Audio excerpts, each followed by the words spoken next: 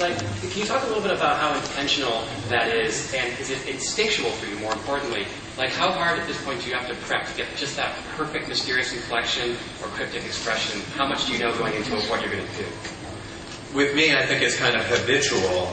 Because I played on stage for so many years and played language plays, Shakespeare or classical works. And every night, when you're doing that dense text work, every night you're trying to figure out how to get it just so.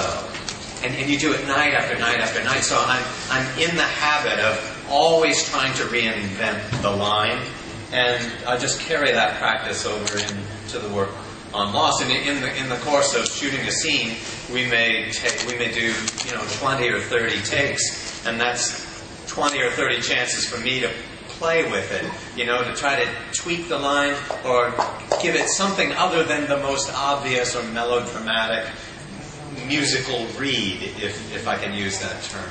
Is there a specific anecdote that you could provide, where in a scene where it's just like, I didn't know exactly what I wanted to give Damon Carlton, so I gave them an array, and it really changed everything? Well, we tend always to shoot, particularly scenes where Terry and I have scenes together, and to me those are always those are...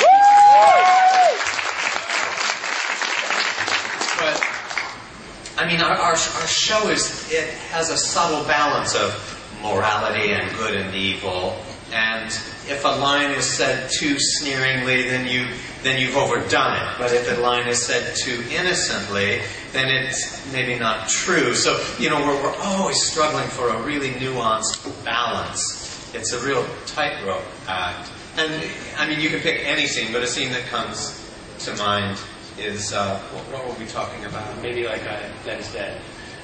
Yeah. We were talking...